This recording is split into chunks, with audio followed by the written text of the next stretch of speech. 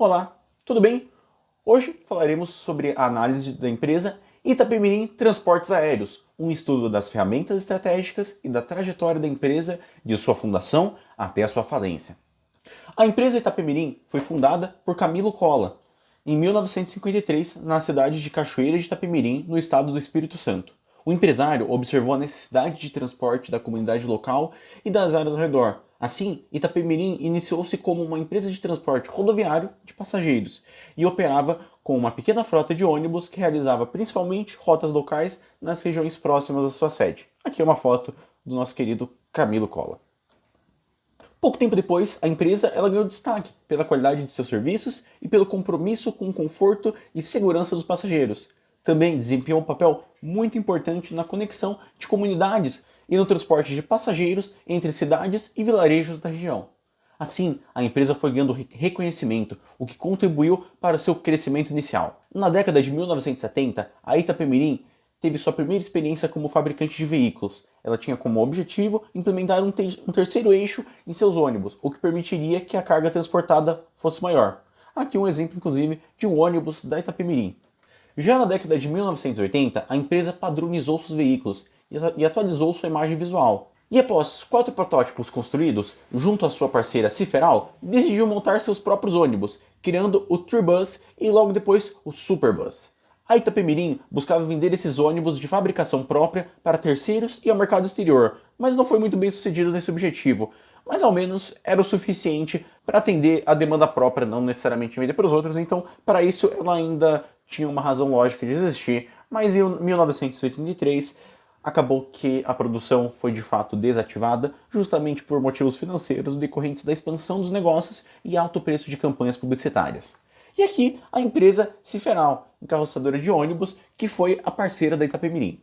Entre as décadas de 1980 e 2000, a empresa Itapemirim entrou em um período de expansão significativa. Ela foi capaz de consolidar sua posição como uma das principais empresas de transporte rodoviário de passageiros do Brasil, expandindo sua rede de rotas e conectando diversas cidades brasileiras através de aquisições estratégicas de outras empresas de transporte rodoviário, além de diversificar suas operações para além do transporte de pessoas.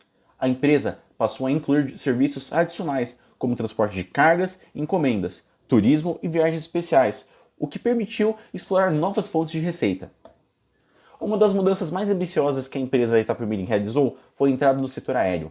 Em 2019, a empresa anunciou a fundação da Ita Transportes Aéreos, uma nova companhia aérea brasileira voltada a oferecer voos domésticos no Brasil.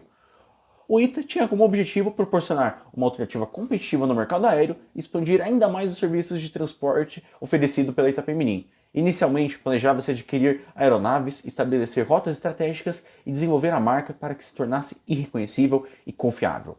A empresa confiou no histórico de sucesso da Itapemirim no setor de transporte terrestre para implementar essa mudança. E aqui um exemplo, inclusive, de um dos aviões da Itapemirim Transportes Aéreos. No entanto, a entrada da Itapemirim no setor aéreo coincidiu com um período muito tumultuado para a empresa. Ela enfrentava desafios financeiros, uma dívida de 300 bilhões, vários problemas operacionais e de gestão, que impactaram de maneira negativa a empresa como um todo. Em relação aos problemas financeiros, a Itapemirim possuía dívidas que estavam ainda crescendo, dificuldade de caixa, atraso no pagamento de salários, redução na qualidade do serviço e diminuição da frota em operação, o que contribuiu para o declínio da empresa. Ademais, assim como diversas outras empresas, houve a pandemia do Covid-19, que trouxe graves impactos econômicos e operacionais. A crise desencadeada pela pandemia resultou em uma queda drástica na demanda por viagens, tanto no transporte rodoviário quanto aéreo. Restrições de viagem, lockdowns e medidas de distanciamento ocasionaram a diminuição drástica no número de passageiros e, consequentemente, a receita da empresa foi afetada. Desse modo, os problemas que a empresa enfrentava foram ainda mais agravados, de um modo tão significativo que ela não foi capaz de superá-los e encerrou suas atividades em 2022, declarando falência. Bom, agora indo para a proposta de valor. A proposta de valor da Itapemirim Transportes Aéreos é proporcionar glamour para a aviação ao manter os custos acessíveis. Para quem que ela é? Para uma população não abundante em recursos financeiros, uma população com um pouco menos de dinheiro. Como? Proporcionando despacho de malas e marcação de assentos de forma grátis. Além do que, também tem a diminuição do número de passageiros para garantir mais conforto e uma redução na margem de lucro, o que também é um dos motivos que eles tiveram problemas financeiros. E também A ideia deles foi ser a primeira empresa no mundo a conectar transporte de pessoas e cargas em vias aéreas e rodoviárias. Segmento de mercado. Aí, o segmento de mercado deles são pessoas com menor renda, buscando passagens mais baratas e com maior custo-benefício, buscando conforto e melhor tratamento, mas que não desejam pagar por serviços adicionais e buscam boas experiências. Relacionamento com o cliente. Os benefícios que eles buscam são benefícios em relação às outras companhias, justamente como a bagagem e marcação de assentos gratuitos, eventos culturais para melhorar a experiência do cliente. Um exemplo foi que, inclusive, na inauguração do primeiro voo, eles até chamaram um comediante para fazer o stand-up lá. Outro aspecto é uma passagem com 65% de desconto, 65% mais barato que a concorrência, o que é legal, mas problemático. Além do que, tem o Ita Club e o Ita Bank, que também ajudam no relacionamento com o cliente. Canais, eles estão em mais de 2.000 agências de viagem, possuem um site próprio de vendas de passagens aéreas, uma frota com 7 aviões, operações em 14 aeroportos, o Ita Club e o Ita Bank. As atividades chaves da empresa são vendas de passagem, serviços de check-in, serviços de bordo e atendimento ao cliente. Os seus parceiros chaves são as agências de viagens, empresas de fornecimento de aviões, empresas de manutenção de aeronaves, aeroportos, investidores, empresas de seguro de viagem e empresas de combustível. Seus recursos físicos, justamente a frota de 7 aviões operando em 14 aeroportos. Recursos financeiros, um suposto investimento exterior vindo do Emirados Árabes e recursos da empresa comprada, a Itapemirim Vias Aéreas Ltda. Fontes de renda, venda de passagens e serviços e investimentos, como por exemplo o grupo Itapemirim. Bom, e aqui o Canva da Itapemirim Transportes Aéreos, como ele não cabe no slide, vai ter um arquivo que também será enviado mostrando justamente esse Canva. Agora vamos para as 5 forças de Porter, começando pela concorrência. Quem são os concorrentes deles? E são concorrentes bem fortes, como vocês vão ver logo mais. A Gol, já começando com uma frota de 136 aviões, com somente 116 deles em atividade. Uma certa falta de aviões, 89% da capacidade atingida em 2019, impede o desenvolvimento. Mais de 600 voos diários, com 98,6% de regularidade em voos. Programa de resgate de milhas, mais de 22 milhões de clientes anuais e mais de 98 milhões de toneladas de produtos transportados. A TAM é ainda mais impressionante, com um trimestre histórico com atendimento de mais de 20 milhões de clientes, 11,8 bilhões de receita operacional anual, 74 milhões de passageiros por ano, lucro anual de 582 milhões de dólares, aumento de salários e de serviços em relação ao ano passado, e um total de 313 aeronaves. Azul, uma frota com mais de 180 aviões, com 1.000 viagens diárias, 16 mil tripulantes e parceria com mais de 10 mil hotéis, receita de 18,7 bilhões de reais, presença em 82% das rotas no território nacional. O segundo força de Porter é o poder de barganha dos fornecedores. O combustível é o maior influenciador dos preços das viagens e é necessário ter um distribuidor com preço justo e competitivo. O poder desses fornecedores provém da qualidade do produto que eles providenciam e ou o baixo preço. Portanto, tendo em mente que o combustível não pode ser substituído por outra alternativa, se a Itapemirim só tiver um único fornecedor, temos um grande problema, uma fraqueza comercial. Poder de barganha dos consumidores.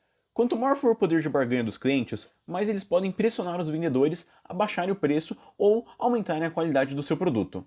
Assim como em outros nichos do setor de transporte, o transporte aviário lida com margens extremamente apertadas para redução de custos e aumento de qualidade. A Itapemirim não é uma exceção. O poder de barganha de compradores é alto, tendo em mente que, ainda que sejam em grande quantidade, possuem opções padronizadas que facilitam a troca de empresa aérea por conta do baixo custo. E o preço para viagens é relativamente alto quando comparado com outras opções de transporte. Com base nesses pontos, pode-se concluir que os clientes tendem a negociar ou migrar para outros fornecedores com facilidade. Isso faz com que a empresa se esforce para limitar o público-alvo ou, em casos mais comuns, diminua a margem de lucro para garantia de mais benefícios para as viagens. Ameaça de novos entrantes. No Brasil, fundar uma companhia aérea não é uma tarefa simples. Para isso é necessário um capital social bem alto, mas o daí está um pouco baixo, de 380 mil reais. Além do que, você também precisa estar conforme legislações previstas pela Agência Nacional de Aviação Civil, a ANAC, visando as áreas de aeródromo, concessão de aeroportos, direito dos passageiros, fiscalização, organizações de manutenção e regulações econômicas e de tarifas.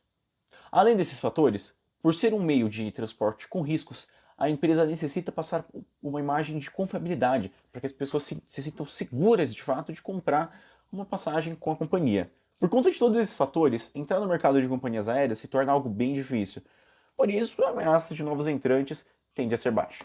Serviços substitutos. Ao analisarmos os meios de transporte continentais, serviços rodoviários e ferroviários são os únicos meios capazes de transportar pessoas e cargas. No entanto, a proposta do serviço aviário é realizar um transporte rápido e eficiente. A única competição seria o trem-bala, porém no Brasil só tem previsão de obra lá para 2027, concluindo em 2032, então por enquanto não há uma concorrência. E não é um serviço que vai substituir os transportes aéreos. Ao pensar em transporte intercontinental, o outro meio seria vir embarcações, mas elas demoram muito tempo para chegar até o seu destino, o que foge um pouco da ideia de um transporte rápido aéreo. Além disso, a ITA é afiliada ao grupo Itapemirim, o qual possui uma empresa voltada para transportes rodoviários. Dessa forma, possuíam a proposta de associar os dois meios de transporte para facilitar o transporte de pessoas e mercadorias através de uma rede única. Como proposta de melhoria, o retorno da empresa Itapemirim no setor aéreo deveria ter sido acompanhado de estratégias de mercado mais concretas, ao invés de promessas que eram quase que impraticáveis, como menos assentos para maior conforto, atrações em meio ao voo, despacho grátis de bagagem, etc. Esses serviços adicionais são uma das estratégias que garantem que cada empresa aérea possa ter uma margem de lucro menos pressionada. Outra abordagem possível era a inovação disruptiva, criar uma nova carência no mercado, usar de exemplo estratégias agressivas tal qual a empresa NetJets utilizou, um serviço de aluguel de horas de voo de jatos privados que extinguia um problema comum no setor comercial, poucas pistas de pouso grande o suficiente para pousar aviões enormes, como um A320 em um território extenso.